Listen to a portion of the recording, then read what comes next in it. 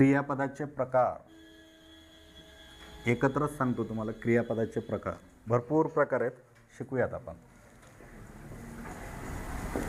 सकर्मक, अकर्मक, उभयविध, द्विकर्मक, याच्या तर गौण किंवा अनियमित,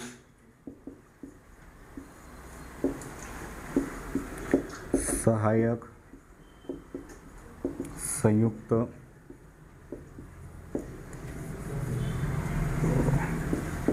करणरूप, अकरणरूप,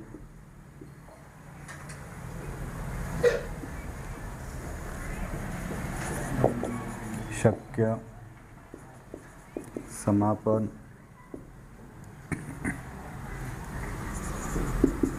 भावकर्तृक,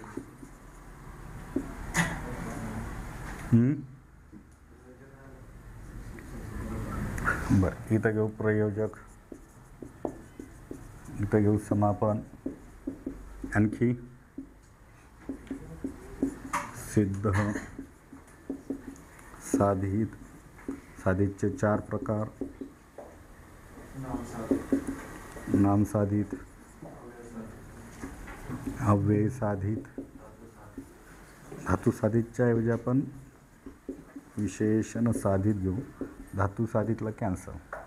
त्यानंतर क्रियापदाचे अर्थ: एक, स्वार्थ, आज्ञार्थ, विद्यार्थ, संकेतार्थ. क्रियापदाचे काळ: वर्तमान, भूत, भविष्य. क्रियापदाचे आख्यात. आख्याताचे 12 प्रकार. किती आख्यात आहेत? 7.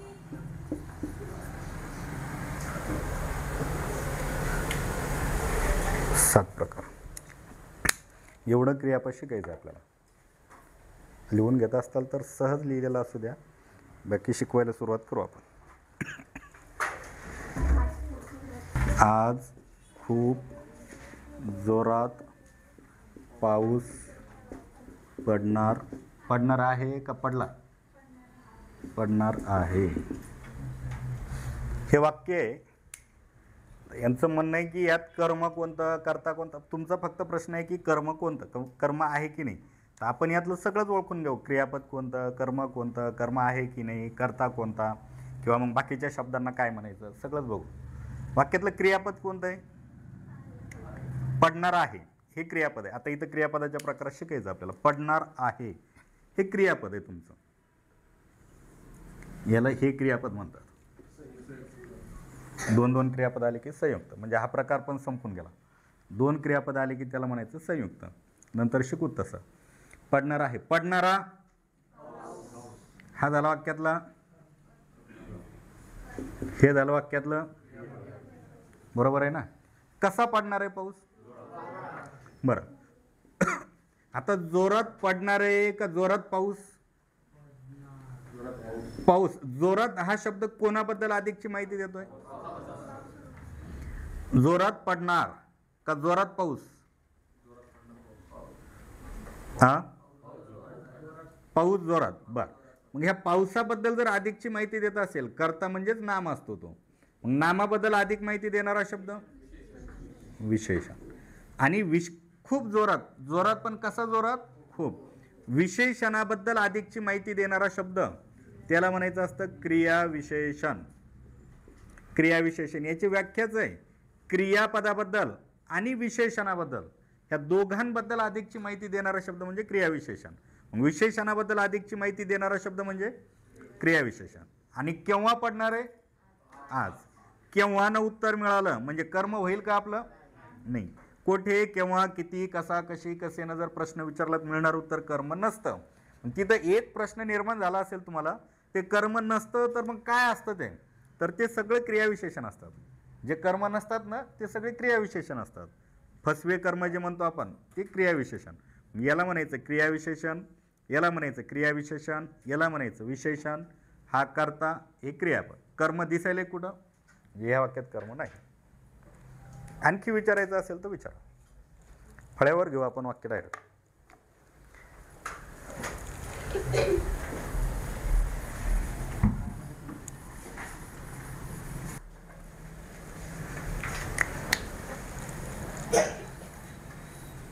बघा झालं का लिहिणं? सर्वांनीच लक्ष द्या. आपल्याला क्रियापदाच्या प्रकाराला सुरुवात करायची, पण त्याच्या अगोदर वाक्य घेतलेलं वाक्य परत घेतो मी. साई आंबा खातो. दुसरं वाक्य बघा, गीता मोठ्याने वाचते. पुढचं वाक्य, सतीश पुस्तक लिहितो.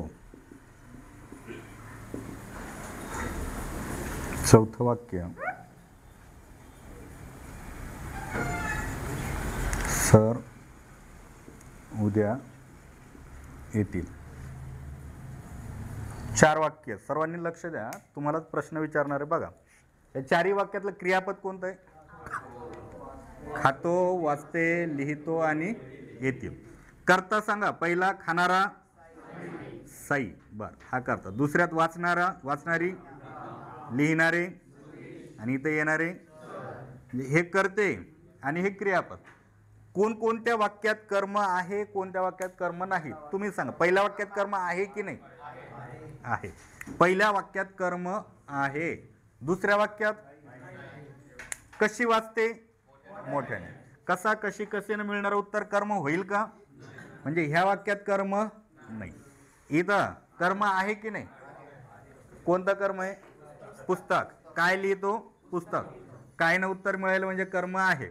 खालच्या वाक्यात कर्म आहे का? कधी न उत्तर मिळेल, बरोबर आहे ना? कधी येतील? उद्या. केव्हा, कोठे, कधी, कसा, कशी, कसे न उत्तर मिळणारं कर्म नसतं. म्हणजे ह्या 4 पैकी 2 वाक्यात कर्म आहे आणि दोघांमध्ये कर्म नाही. आंबा कर्म आहे, पुस्तक कर्म आहे. म्हणजे वस्तू असतात. कर्म म्हणजे त्या वस्तू असतात किंवा व्यक्ती असतात, एवढं लक्षात ठेवायचं. इथं मोठ्याने रीत आहे आणि उद्या ही वेळ आहे. वेळ, रीत दाखवणारे शब्द कर्म नसतात. हे कर्म नाही, हे कर्म नाही. म्हणजे 2 वाक्यात कर्म आहे, 2 वाक्यात कर्म नाही. मग ज्या ज्या वाक्यात कर्म असते त्या वाक्यातील क्रियापदाला कोणतं क्रियापद म्हणायचं? मग ह्या क्रियापदाचा प्रकार ओळखा म्हटलं तर उत्तर काय लिहिताल? आणि लिहितोचा उत्तर सकर्मकच. बाकी ज्या वाक्यात कर्म नाही त्या वाक्यातील क्रियापदाला संपलं. पहिले 2 प्रकार संपले.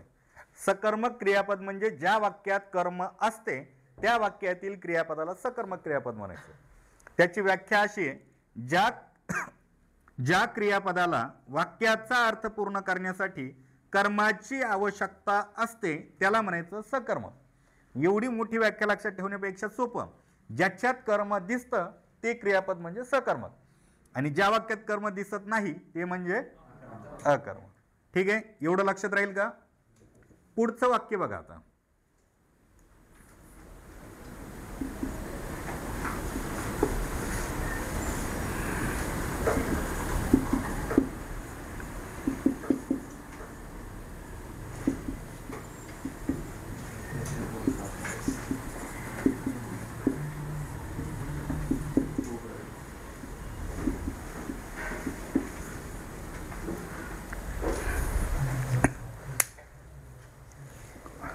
एक जण सांगा कोणी पण, कर्म आहे का दोन्ही वाक्यात? का दोन्ही वाक्यात कर्म नाही? दोन्ही वाक्यात आहे. बरं, क्रियापद ओळखा. पहिलं वाक्यातलं क्रियापद कापले. दुसऱ्या वाक्यातलं क्रियापद कापले. पहिल्या वाक्यातला कर्ता कोण आहे? पहिल्या वाक्यात कापणारा कोण आहे? तो. कापणारा कोण आहे? तो. त्याने बोट कापले म्हणजे कापणारा तो आहे. दुसऱ्या वाक्यात कापणार त्याचा हा कर्ता होईल का बरं? कापणारा कोण आहे? किंवा कापणारं काय आहे वाक्यातलं? कापणारे, कापणारे काय? त्याचे बोट. पहिल्या वाक्यात कापणारा कोण होता? त्याने म्हणजे तो. दुसऱ्या वाक्यात कापणारे काय? त्याचे बोट. कापणारे, नारा नारी नारे प्रत्यय जोडायला होता आपण. याचा अर्थ इथं कापणारा तो आणि काय कापायलाय तो? कापण्याची क्रिया कशावर घडायली? बोटावर. करता त्याने, कर्म बोट आणि क्रियापद कापले. कर्ता कर्म क्रियापद. वाक्यात कर्म आहे म्हणजे हे क्रियापद कोणतं होईल? हे कर्म कोणतं? सकर्म. आता कापले, कापणार काय? त्याचं बोट है ना. बोटानं कापण्याची क्रिया बोटावरच केलेली आहे, बरोबर आहे ना. वाक्यात कर्म आहे का? ह्या वाक्यात कर्म नाही. कर्म नाही म्हणजे हे क्रियापद कोणतं झालं? अकर्मक. बरं, कापले कापले हे क्रियापद दिसायला कसं दिसायला? सारखेच आहे, एकच क्रियापद आहे, पण एका वाक्यामध्ये ते सकर्मक म्हणून वापरलं, एका वाक्यात ते अकर्मक म्हणून वापरलं. जेव्हा परीक्षेत असे दोन वाक्य येतील आणि दोन वाक्यांमध्ये एक सकर्मक क्रियापद आणि तेच दुसऱ्या वाक्यात अकर्मक म्हणून वापरलं असेल तर त्या क्रियापदाला काय म्हणायचं? उभयविध क्रियापद म्हणायचं. उभयविध म्हणजे एकच क्रियापद एकदा सकर्मक आणि एकदा अकर्मक म्हणून वापरलं की त्याला म्हणायचं उभयविध. उभयचा अर्थ असतो दोन आणि विध, विध आपण विधी करतो ना, विधी, विधी म्हणजे कार्य, कार्य कार्य किंवा काम है ना. एखाद्याचं निधन जर झालं तर आपण म्हणतो सर्व विधी झाल्या का? विधी म्हणजेच काय? कार्य किंवा काम. मग दोन कार्य होत असतील एकाच क्रियापदाकडून तर त्याला म्हणायचं उभयविध क्रियापद. हे झालं उभयविध क्रियापद. कापले कापले. आणखी एखादं उदाहरण घ्यायचं, सांगा विक्रम. बघा, सचिनने बॅट मोडली. सचिनची बॅट मोडली. पहिल्या वाक्यात मोडणारा कोण आहे? आणि मोडण्याची क्रिया कशावर व्हायली? म्हणजे कर्म आहे. पहिल्या वाक्यात कर्म आहे म्हणजे हे क्रियापद कोणतं झालं? दुसऱ्या वाक्यात मोडणारी काय? सचिन आहे का तिथं? नाही, सचिनची बॅट मोडली जाणारी काय? सचिनची बॅट.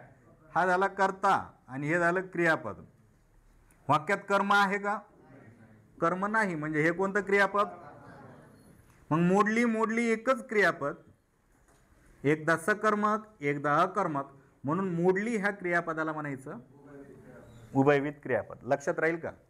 उभयविध, उभयविधचा जर प्रकार आलाच तर असे दोन वाक्य दिलेले असतील परीक्षेमध्ये, लक्षातच ठेवायचं. एकदा सकर्मक दिसायला एकदा अकर्मक क्रियापद तर एकच.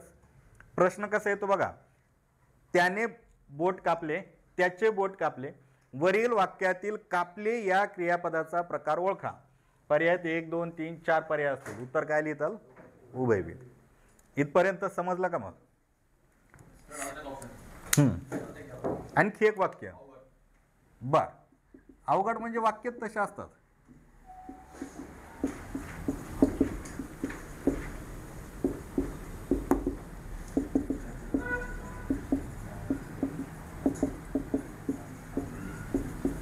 तुम्ही सांगा वाक्यातलं क्रियापद कोणतं आहे? उघडले उघडले. पहिल्या वाक्यात उघडणारा कोण आहे?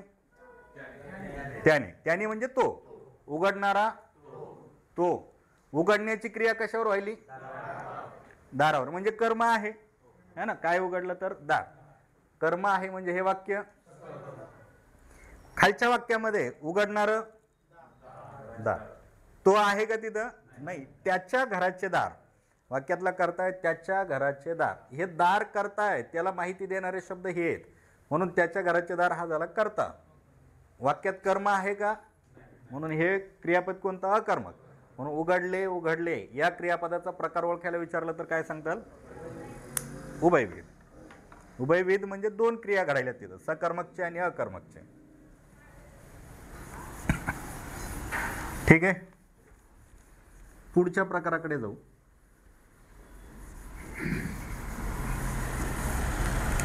बघा, सरांनी विद्यार्थ्यांना व्याकरण शिकविले. वाक्यातलं क्रियापद पटापट सांगा. शिकविले, शिकवणारे, हा काय असेल? हे क्रियापद. काय शिकवले? कोणाला शिकवले? म्हणजे काय दिसेल तुम्हाला वाक्यात? दोन कर्म आलेले आहेत, एक प्रत्यक्ष, दुसरं अप्रत्यक्ष. मग जेव्हा एखाद्या वाक्यात दोन दोन कर्म आलेले असतात, एक प्रत्यक्ष आणि एक अप्रत्यक्ष, तेव्हा त्याला म्हणायचं द्विकर्मक क्रियापद. द्विकर्मक, द्विकर्म, द्वि म्हणजे दोन आणि कर्म म्हणजे कर्म. दोन कर्म दिसले वाक्यात की त्याला म्हणायचं द्विकर्मक. त्याचे वाक्य आपण अगोदर पण घेतलेले होते. बाबांनी मुलांना खाऊ आणला, है ना. शिक्षकांनी विद्यार्थ्यांना बक्षिसे दिली, आजीने नातवाला गोष्ट सांगितली, है ना. दोन दोन कर्म बघितलेलेच आहेत. दोन कर्म आली की त्याला म्हणायचं द्विकर्मक क्रियापद.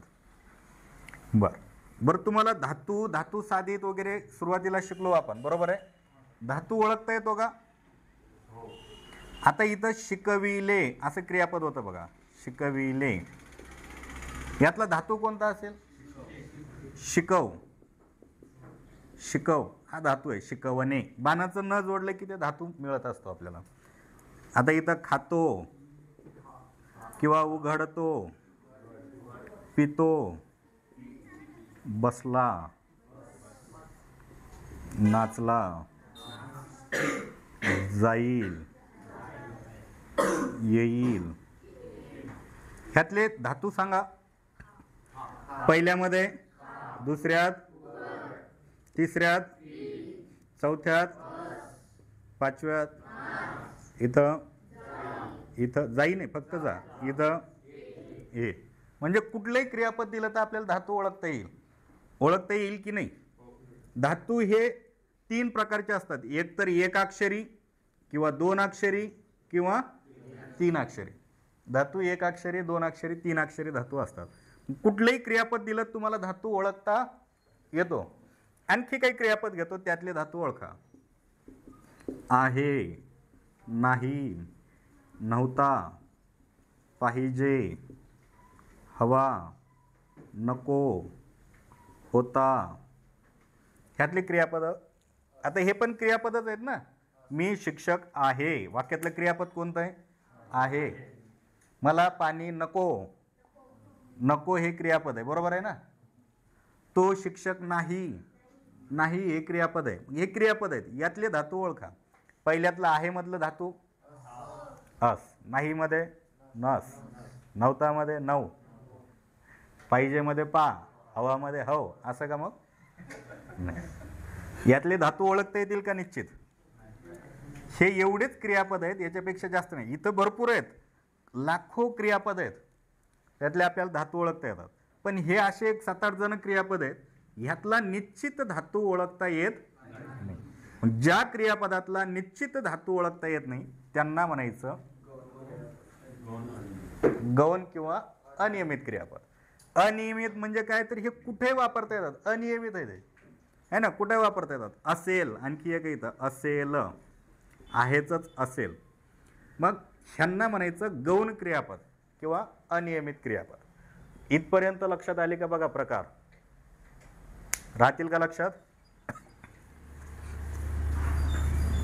गौण किंवा अनियमित, ज्यातील निश्चित धातू ओळखता येत नाही त्याला म्हणायचं गौण क्रियापद.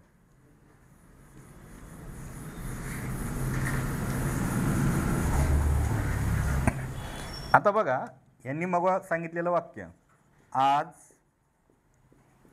मुसळधार पाऊस पडणार आहे. वाक्यामध्ये कोणतं क्रियापद आहे? पडणार आहे. आहे बघा, पाऊस पडण्याची क्रिया मुख्य असते, है ना. का पाऊस असण्याची, हा शब्द काढून टाका बरं. आज मुसळधार पाऊस आहे, वाक्य होणार नाही. पडणार आहे म्हटल्यावर वाक्य पूर्ण होतं.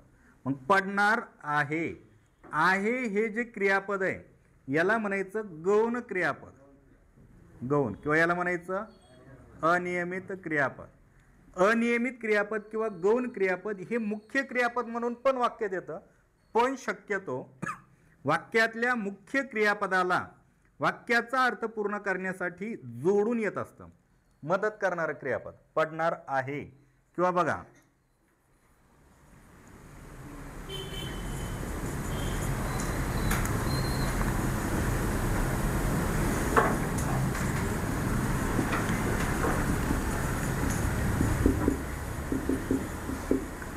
राजू काल शाळेत गेला होता, गेला होता, असे दोन दोन क्रियापद आहेत, बरोबर आहे ना.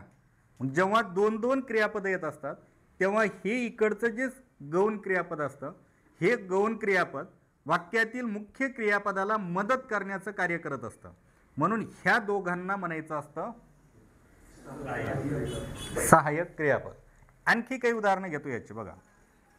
सहाय्यक क्रियापद, ह्या गौण क्रियापदाला सहाय्यक क्रियापद म्हणून पण वापरता येतं. आता बघा परीक्षेतलं वाक्य बघा, बाळ एवढा लाडू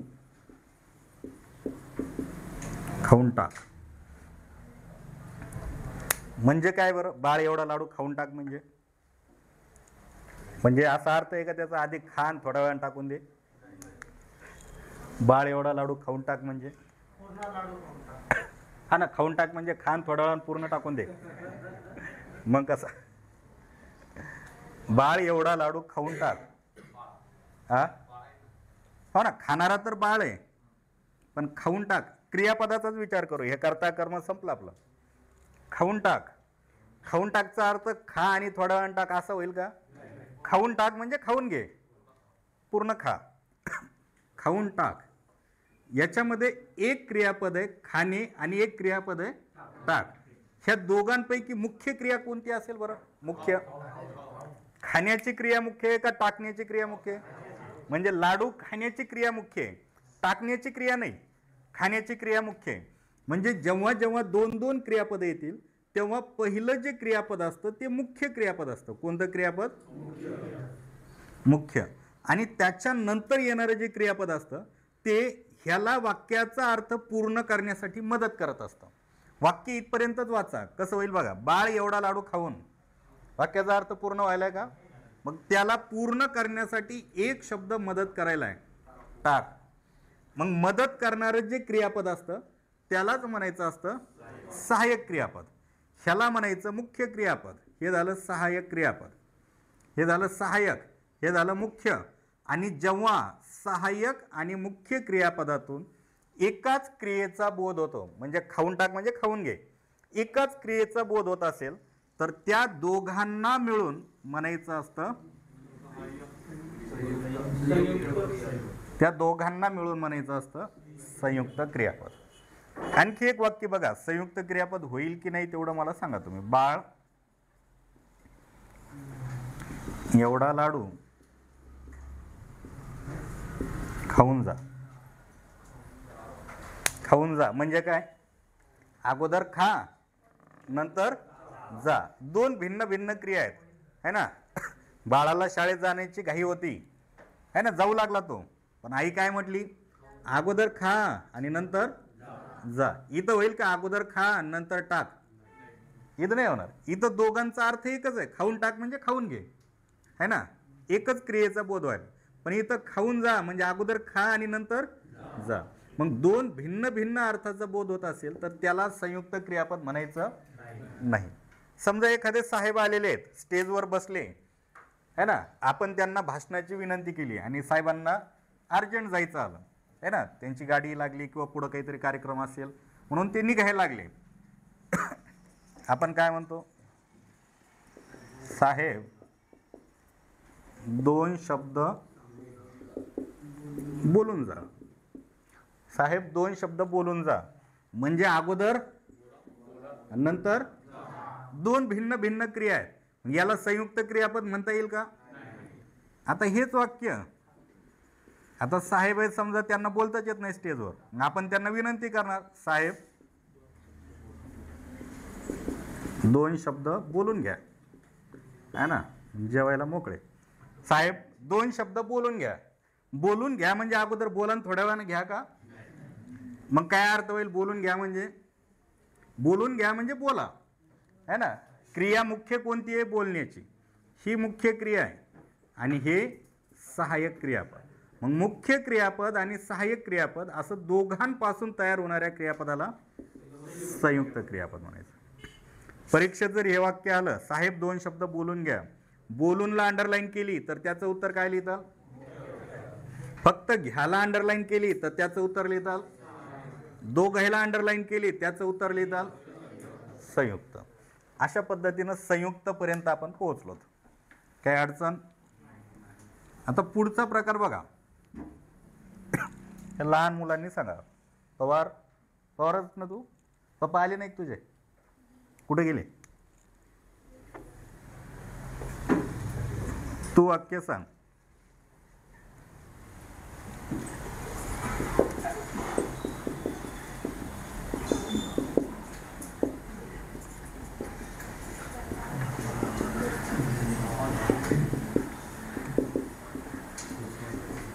ह्या दोन वाक्यात काय काय फरक दिसतोय तुला? आणि एकदा नाही गेले म्हणजे फरक दिसतो. इथं नाही शब्द आला आहे ना, म्हणजे हे निगेटिव्ह वाक्य आहे, बरोबर आहे ना. आणि हे पॉझिटिव्ह वाक्य, म्हणजे एक होकारार्थी वाक्य आणि एक नकारार्थी वाक्य. आणखी एक वाक्य, मुलांनो शांत बसा, हे एक वाक्य. आणि दुसरं, मुलांनो गोंधळ करू नका, असतं ना वाक्य. दोघांचा अर्थ एकच आहे. बरं, पहिल्या वाक्यामध्ये होकार दाखवलाय, असं करा, शांत बसा, होकार दाखवला. दुसऱ्या वाक्यात गोंधळ करू नका म्हणजे नकार दाखवला, नकार. नाही, नसे, न लगे असे शब्द आले की नकार. इथं होकार दाखवला आणि ह्या वाक्यात नकार दाखवला, बरोबर आहे ना. मग होकारार्थी नकारार्थी वाक्य ओळखायला सोपे असतात आपल्याला. मग जे होकारार्थी वाक्य असतात त्यालाच व्याकरणामध्ये करणरूप क्रियापद म्हणायचं. आणि जे नकारदर्शक वाक्य आलेले असतात त्यालाच अकरणरूप वाक्य म्हणायचं. करणरूप आणि अकरणरूपमध्ये लय मोठा काही फरक नाही. करणरूप म्हणजे होकारार्थी क्रियापद आणि अकरणरूप म्हणजे नकारार्थी क्रियापद. एवढं सोपं आहे बघा हे. करणरूप अकरणरूप म्हणजे होकारार्थी वाक्य, नकारार्थी वाक्य. पहिली लाईन समजली का? काही अडचण असेल तर काही विचारू शकता. त्या परत विचारतो मी. पवार साहेब काही अडचण आहे? काही समजण म्हणा, अडचण असण्याचा प्रश्नच नाही. असं एक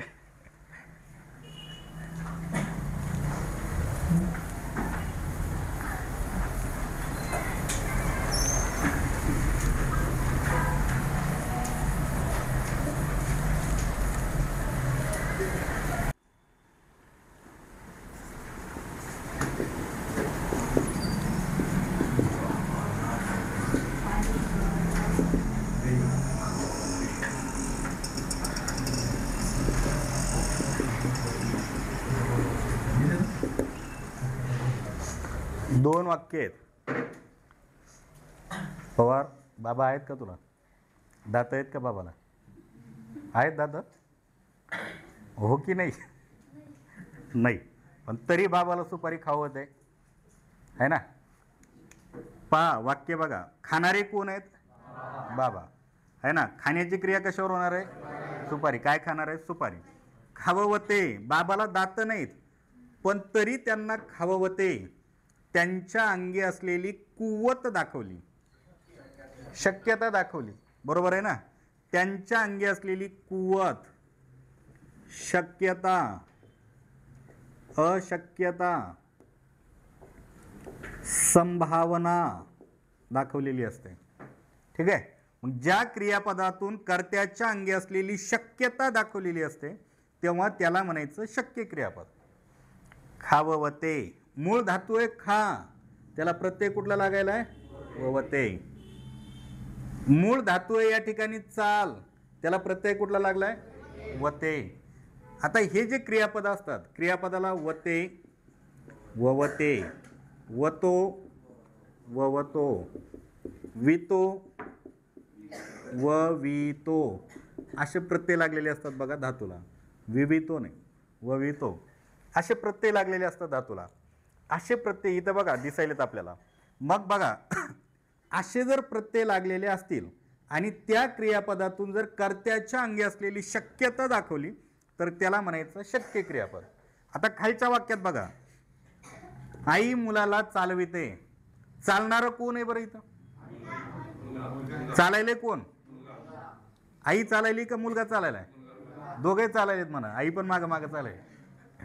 चालणारा कोण आहे आणि चालविणारा आई. पण चालणारा कोण?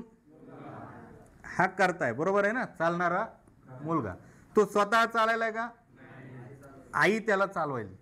म्हणजे वाक्यातला जो करताय तो स्वतः क्रिया करा ना, कोणीतरी करून घ्यायलाय. उदाहरणार्थ बघा, सापाचा खेळ करणारा गारुडीच म्हणतात ना.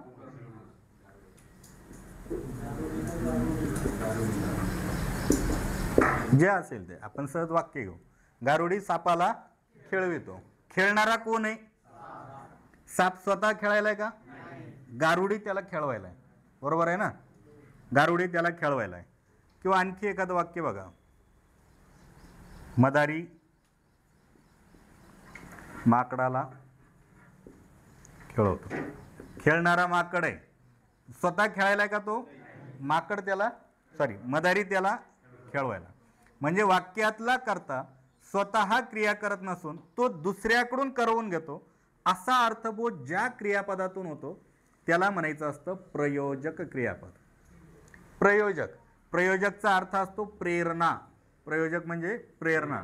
वाक्यातला जो करता आहे, मुलगा, साप, माकड, हे स्वतः क्रिया करणार, दुसऱ्याच्या प्रेरणेने क्रिया करायला येते. मग जेव्हा क्रियापदावरून वाक्यातील कर्ता स्वतः क्रिया करत नसून तो दुसऱ्याच्या प्रेरणेने क्रिया घडून यायली, तेव्हा त्याला म्हणायचं असतं प्रयोजक क्रियापद.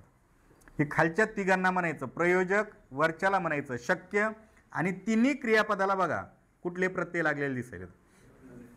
ववते, वते, वितो, वतो हे असे प्रत्यय लागलेले दिसेल. मग जर एखाद्या धातूला असे जर प्रत्यय लागलेले दिसले तर आपल्या डोळ्यासमोर हे दोनच क्रियापद दिसायला पाहिजे. एक तर ते शक्य तरी पाहिजे किंवा प्रयोजक. प्रयोजक किंवा दोन दोन क्रिया करते दिसले, हा एक करता हा एक करता, नेमका कोणता, तेव्हा समजायचं प्रयोजक. आणि शक्यता दिसली कर्त्याच्या अंगी असलेली की त्याला म्हणायचं शक्य. आता बर, हे जर वाक्य आलं आई मुलाला चालविते, ह्या वाक्यातला कर्ता ओळखायला विचारलं कोणता सांगताल बरं? हा, मुलगा जरी करता असला तरी चालवण्याची क्रिया आई करायली, म्हणून आईला तुम्ही कर्ता मानायचं. इथं गारुडीला कर्ता म्हणा, इथं मदारीला कर्ता म्हणा. ठीक आहे. अशा पद्धतीने एक शक्य क्रियापद, एक प्रयोजक क्रियापद. बघा आणखी एखादं वाक्य, माझ्या दुखऱ्या हाताने आता लिहवते. दुखऱ्या हाताने म्हणजे दुखणाऱ्या हाताने है ना. हात दुखू लागला, बांधूनच होता आतापर्यंत, पण आता लिहवते म्हणजे त्याच्या अंगी असलेली कुवत आली, शक्यता आली. माझ्या दुखऱ्या हाताने आता लिहवते. कशात टाकताल, प्रयोजक का शक्य? मूळ धातू आहे लिह, त्याला प्रत्यय लागला वते, कशात टाकताल? शक्यमध्ये. अशा पद्धतीने शक्य क्रिया.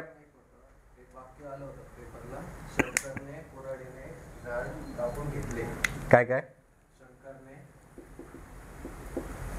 कुऱ्हाडीने झाड कापून घेतलं, त्याच्यातलं क्रियापद ओळखायला लावलं. आता आणखी एक महत्वाचा, ह्याकडे तर जाऊच आपण, सगळं सांगून देईल जसं आलं तसं. पण एक मुद्दा लक्षात ठेवा, हे क्रियापदाचे एवढे जे प्रकार आहेत, आपण जेवढे लिहिले आहेत 30 प्रकार असतील, जे काय असतील ते, तर एकच क्रियापद समजा वाक्यात आलेलं हे क्रियापद वेगवेगळ्या प्रकारात जाऊ शकतं. कुठं ते सकर्मक असेल तर कुठं प्रयोजकमध्ये पण येऊ शकतं, ते समापनमध्ये पण येऊ शकतं, कुठेही जाऊ शकतं. हे एक क्रियापद कोणत्याही प्रकारात बसू शकतं, कुठेही जाऊ शकतं. पण त्यामध्ये जे पर्याय दिलेत, 4 पर्याय, त्या 4 पर्यायावरून ठरवायचं असतं की हे ह्या 4 पैकी कुठं बसतं वाक्य. आता जाऊ आपण आपल्या प्रकाराकडे. कापून घेतली वाक्यात क्रियापद कोणतं आहे ना. झाड कापण्याची क्रिया मुख्य आहे ना. फक्त एवढंच जर लिहिलं असतं आपण, शंकरने कुऱ्हाडीने झाड कापून, वाक्याचा अर्थ पूर्ण व्हायलाय का? ह्या मूळ क्रियाला अर्थ पूर्ण करण्यासाठी सहाय्य करणारे क्रियापद कोणतं? घेतले, है ना. कापून घेतले. घेतले हे झालं आपलं कापून, हे झालं आपलं मुख्य. दोघायला अंडरलाईन केली ते उत्तर झालं आपलं संयुक्त. अंडरलाईन याला केली सहाय्यक, याला केली मुख्य, दोघायला केली संयुक्त, दोघायला नाही केली संयुक्त. पर्यायामध्ये आहे का बघायचं. दुसरी गोष्ट, बर कापून घेतली ह्याचं उत्तर एवढंच राहणार, ह्या दोघांमध्ये बसणार नाही, ते बसणार नाही. जर वाक्य असं असतं बघा, शंकरने अंगणातील झाड पाडले. बघा आता इथं काही वते वते नाही लागलेला. पाडले, पडणारं कोण आहे? पडणारं झाड. हा झाला कर्ता, कर्ता झाला ना. हा हे तर क्लिअर झालं. कर्ता, पडणारं झाड. स्वतः पडायले का झाड? कोण पाडायले? वाक्यातील कर्ता स्वतः क्रिया करणं, पडण्याची क्रिया स्वतःची नाही, तर त्याला कोणीतरी पाडायले, तेव्हा ह्या क्रियापदाला तुम्ही प्रयोजक मध्ये टाकू शकता. ह्या खालच्याला प्रयोजक मध्ये टाका. हे मात्र संयुक्त मध्येच राहणार. तुम्हाला म्हणजे जर आता ह्या दोन प्रकाराच्या दरम्यान विचारला ना प्रश्न, मग असं जर वाक्य तयार करायचं असेल तर ते असं असायला पाहिजे होतं. असं जर आलं तर त्याचं उत्तर संयुक्तच राहील. मागच्या प्रकारामध्ये गेलं काय. आणखी काही विचारायचं वेगळं? ठीक. कोणतं हे नाही संयुक्त तर समजलं ना. दोन क्रियापद आली त्याला संयुक्त म्हणायचं. त्यातलं पहिलं मुख्य, दुसरं सहाय्यक असतं. संपलं. खालचं वाक्य बघू आपण. प्रयोजक. बर, प्रयोजक पहिल्यापासून बघू आपण.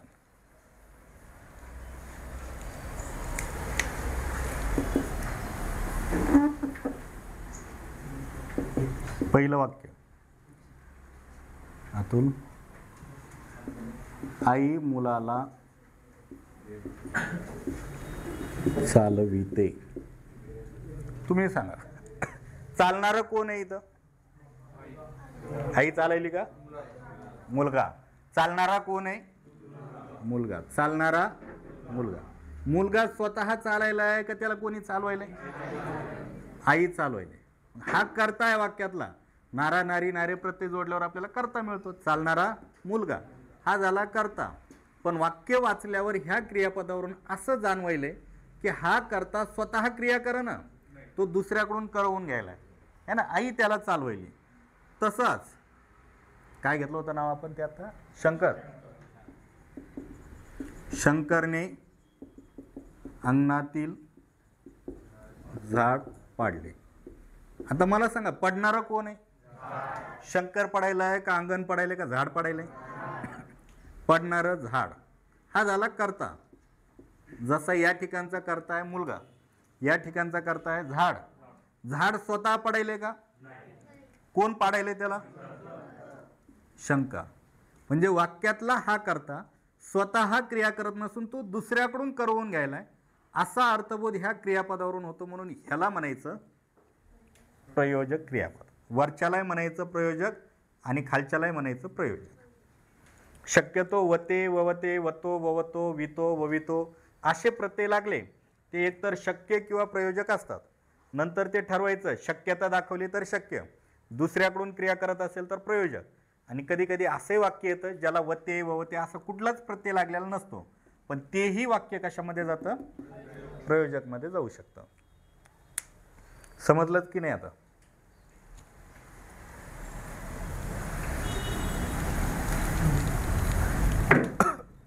एकदाच आपण भरपूर प्रकार घेतोय त्यामुळे गोंधळही होऊ शकतो. बारकाईनं बघा, तसं व्हिडिओ चालू आहे त्यामध्ये परत परत बघा म्हणजे लक्षात राहील.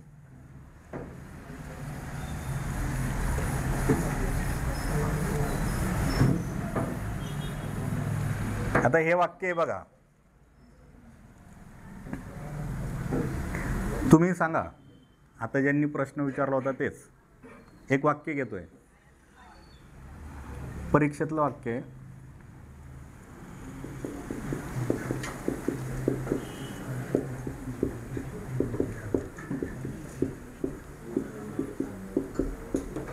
आतापर्यंत आपण कर्ता कसा ओळखायचा, कर्म कसं ओळखायचं बघितलं. नारा नारी जोडायचा, काय ना कुठं ना प्रश्न विचारायचा.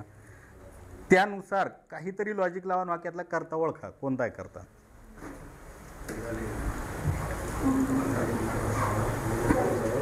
वाक्यातलं क्रियापद कोणतं आहे? उजाडले. लावा नारा नारी नारे प्रत्यय काहीतरी. उजाडणारं काय? कुर्डवाडी का? पंढरपूर जाताना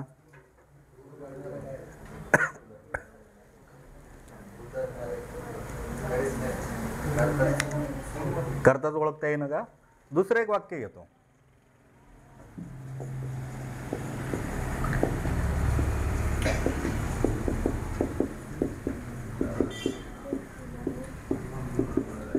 तिखट खाल्ल्याने ताईला मळमळते. मळमळणारी ताई. ताई मळमळायली का? हा, मळमळणार काय? तिखट. तिखट कस काय मळमळ? ताई कस काय मळमळल? बर,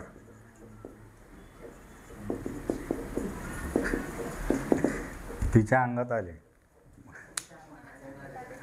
हा, येणारी ती आहे का? हा, ती कस काय अंगात येईल? तिच्याच अंगात आले. मग अंगात येणारे काय? अंगाने या अंगात आहे. तिच्या अंगात आले. सांग, तिन्ही वाक्यातला कर्ता ओळखा. उजाडले. उजाडणारं पंढरपूर आहे का कुर्डवाडी? मळमळते. मळमळणारी ताई आहे का तिखट आहे? ताई मळमळायली. तिच्या अंगात आले. अंगात येणारी कोण? ताई आहे का भूत? देव? हा, करताच नाही. अगदी बरोबर आहे. वाक्यात करता नाही. एकही वाक्यात करता नाही.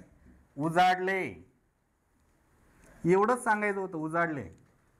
पण पंढरपूरला जाताना कुर्डवाडीजवळ हे सहज चटणी मीठ लावलंय आपण, है ना. म्हणजे बाकीच्या गोष्टी सांगितल्या आपण. इथं मळमळते ताई असती तर ती म्हटली असती मला मळमळतंय, है ना. मळमळणारी ताई नाही, मळमळतंय. हे भाव आहे. भाव. भाव म्हणजेच गुणधर्म, गुण, है ना. फक्त तिखट खाल्ल्याने ताईला मळमळते. आपण तिसऱ्याला जाऊन सांगताना आपण म्हणतो किंवा तिखट खाल्ल्यानं ताईला मळमळतंय. मळमळणे ही क्रिया आहे, हा भाव आहे. इथं उजडले हा भाव आहे. एवढंच सांगायचं होतं आपल्याला. इथं एवढंच सांगायचं होतं. इथं तिच्या अंगात आले. वाक्यात करता नाही. कोण अंगात आलं हे सांगता येत नाही. काय उजडलं हे सांगता येत नाही. काय मळमळायलं हे सांगता येत नाही. हे जे क्रियापद असतात हे वाक्यामध्ये कर्त्याचेही कार्य करतात आणि क्रियापद पण तेच असतात. क्रियापद आहे तेच आणि कर्ता आहे तोच. वाक्यात दुसरा कर्ता नसतो. मग ज्या वाक्यात कर्ता नसून ते क्रियापद संपूर्ण वाक्याचा भाव दाखवत असतात, त्याला म्हणायचं असतं भावकर्तृक क्रियापद. याचं दुसरं नाव असतं, कर्ता नसल्यामुळं अकर्तृक क्रियापद असं पण म्हणतात. याचं दुसरं नाव काय? अकर्तृक. तिच्या अंगात आले, है ना. पंढरपूरला जाताना कुर्डवाडीजवळ उजाडले. असे जे क्रियापद असतात, उजाडले, सांजावले, मळमळते, सांडवते, है ना, खवखवते, रखरखते, गडगडते,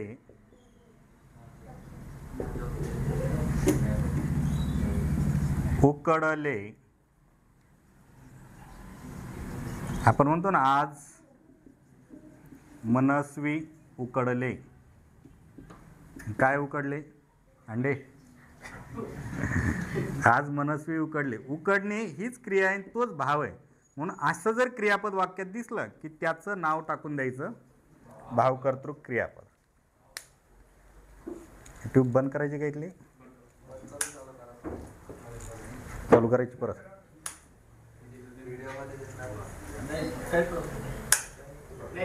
किंवा अकर्तृक. इथपर्यंत समजलं का? आता पुढचा एक प्रकार राहिला समापन.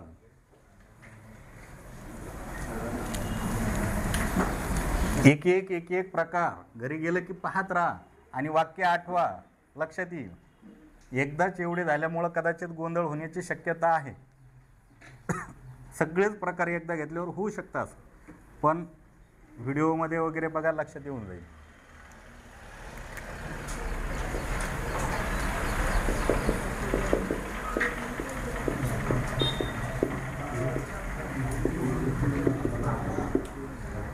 हो साहेब, बाबाचा चहा पिऊन झाला, काय जाणवतं तुला? असं तू जर म्हटला, आईनं विचारलं बघ बरं बाबा चहा पित आहेत का, तू आईला जाऊन वापस काय म्हणणार? बाबाचा चहा पिऊन झाला. म्हणजे काय झालं? पूर्ण संपला, काम संपून गेलं. म्हणजे कपात चहा थोडाफार पण काही शिल्लक राहिलेला नाही, म्हणजे पूर्ण क्रिया संपलेली आहे. पिऊन झाला म्हणजे पूर्णपणे संपला, काही शिल्लक नाही राहिलं. किंवा बघा,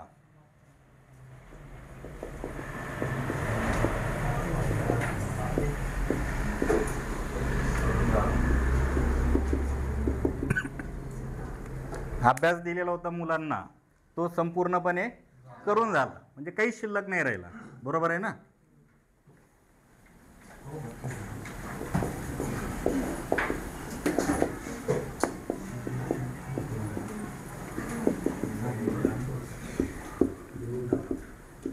विद्यार्थ्यांचे होमवर्क लिहून झाले म्हणजे काही शिल्लक राहिलं का? आता नाही, पूर्ण संपलं. पिऊन झाला, काहीच बाकी नाही राहिलं. करून झाला म्हणजे काहीच बाकी नाही राहिला. होमवर्क लिहून झाला म्हणजे लिहायचं काहीच बाकी नाही राहिलं. मग ज्या क्रियापदावरून असं जाणवतंय की वाक्यातील क्रिया पूर्णपणे संपलेली आहे, क्रियेच्या समाप्तीचा बोध होत असेल, समाप्ती म्हणजे शेवट, क्रियेच्या समाप्तीचा, पूर्णत्वाचा बोध होत असेल, तर त्या क्रियापदाला म्हणायचं समापन. आणि हे ओळखायला सोपं, क्रियापदातील मूळ धातूला ऊन किंवा होऊन असा प्रत्यय लागलेला असतो.